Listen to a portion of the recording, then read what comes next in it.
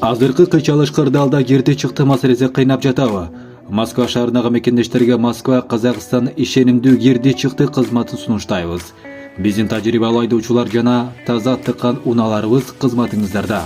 Биздин дарек метро Серпуховская саат 1-ден 9-га чейин унаалар күн сайын каттап турат. Байланыш номерлер: Адилет мырза 8925 806 4393.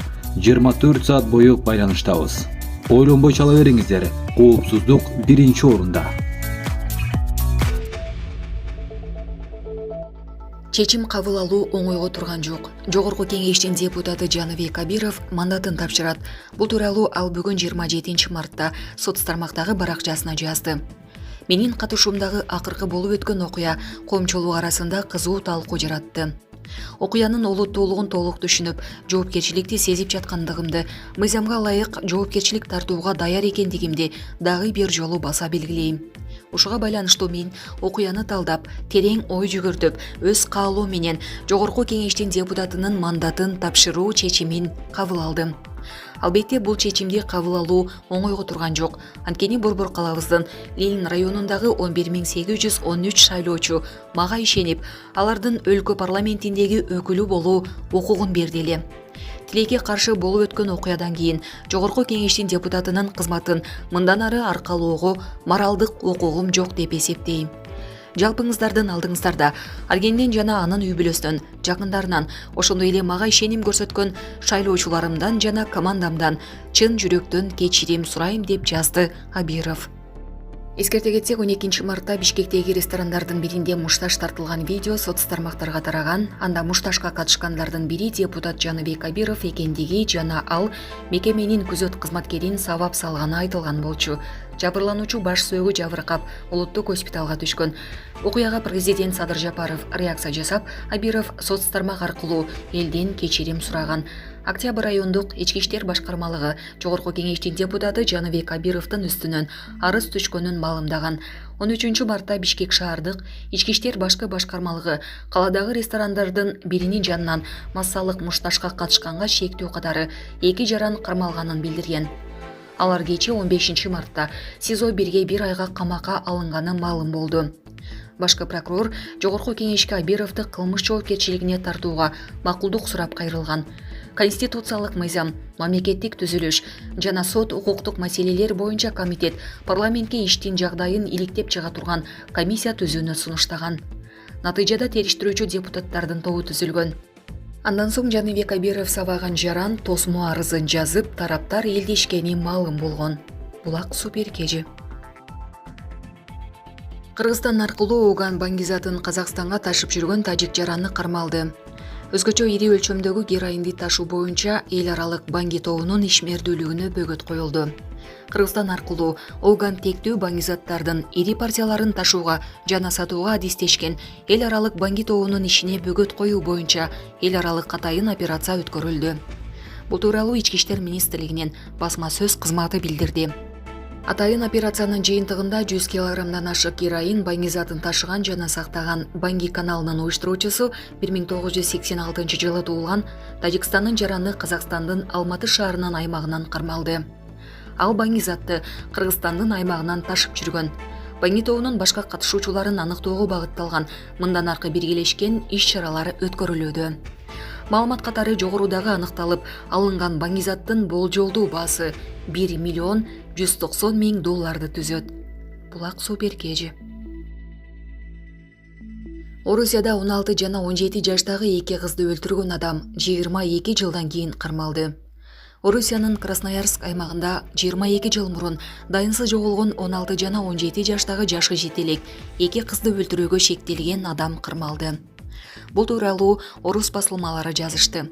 Маалыматка ылайык, жашы жетелек 2 кызды өлтүрүүгө шектүү катары Красноярск шаарынын 41 жаштагы тургуну кармалды. Шектүү сурак учурунда 2000 жылы 26 июнда кыздар анын үйүнө келип, карызды төлөп берүүнү талап кылышканын билдирген.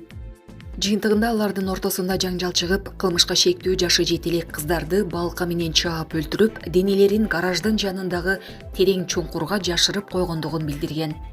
Учурда укук коргоо органдары кыздардын сөөктөрүн издөөдө. Булак суу беркежи. 100 миңдеген адамдар көчөгө агылды. 26 мартта Израилдин борбору Тель-Авив шаарында ири наразычылык акциясы өттү. Чет элдик маалымат каражаттары кабарлагандай, наразычылык митингине 700 миңдей адам катышкан. Алар Израил өкмөтү тарабынан кабыл алынып жаткан сот реформасына каршылыгын билдирүүдө. Наразычылык акциясы премьер-министр Нетаньяху сот реформасын сынга алган коргоо министрин кызматтан алгандан кийин кайра күчөдү. 100 миңдеген адамдар резиденцияга бет алганда полиция кызматкерлери суу менен атып, митингчилерди таратуу амалын көргөн.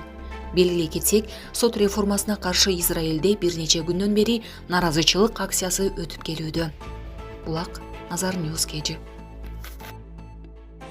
Украинанын тышкы иштер министрлиги Орусиянын тактикалык өзөктүк куралын Беларустун аймагында жайгаштырууга жол бербөө зарылдыгын билдирди.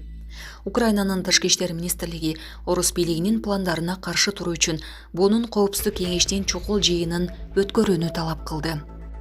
Украина департаментин билдирүүсүнө ылайык, эгер Орусияда өзөктүк куралды жайгаштырууга макул болсо, Беларус бийликтерине Беларус үчүн чоң кесепеттер тууралуу эскертүү үчүн G7 өлкөлөрү жана Евробиримдик менен байланышып жатат.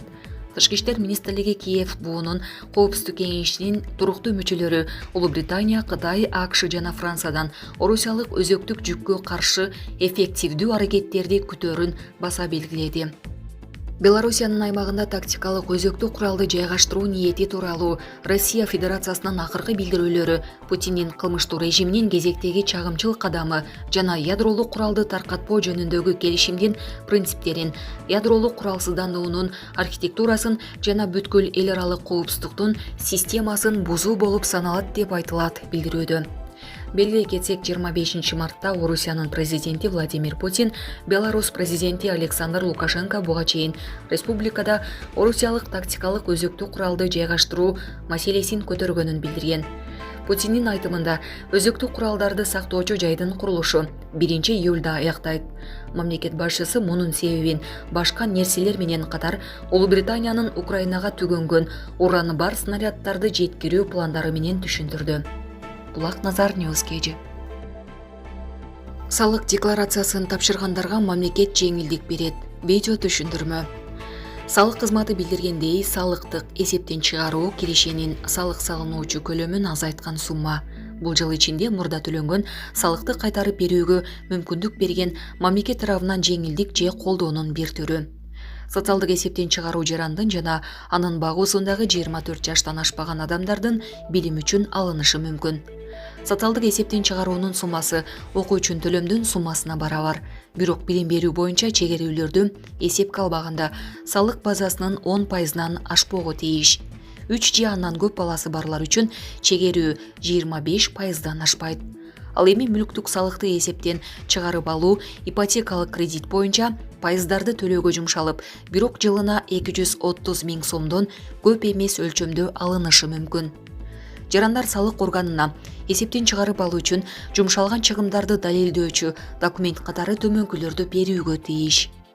Социалдык эсептен чыгарып алуу үчүн арыз, акы төлөнүүчү билим берүү кызматтарын көрсөтүүгө келишимдин көчүрмөсү, билим берүү мекемесинин кызмат көрсөтүүлөрү үчүн акы төлөө квитанцияларынын көчүрмөсү, багуусунда болгон адамдын документтеринин көчүрмөсү, баланын стипендия албагандыгы тууралуу окуу жайдан маалым кат, декларанттын жана жубайынын жолдошунун инсандыгын тастыктаган күбөлүктүн көчүрмөлөрү, эсептелген эмгек акынын өлчөмү жөнүндө иштеген жеринен маалым кат, үй бүлөнүн курамы жөнүндө маалым кат, мүлктүк эсептен чыгарып алуу үчүн арыз, декларанттын паспортунун көчүрмөсү, алынган кыймылсыз мүлктүн техникалык паспортунун көчүрмөсү, ипотекалык кредиттин келишиминин көчүрмөсү, күрөө келишиминин көчүрмөсү, ипотекалык кредитти төлөө жөнүндө төлөм документтеринин көчүрмөлөрү, ипотекалык кредити боюнча алынган кайтарылган кредиттин жана алар боюнча төлөнгөн пайыздардын суммасы жөнүндө банктын маалым каты, эсептелген эмгек акынын өлчөмү жөнүндө иштеген жеринен маалым кат.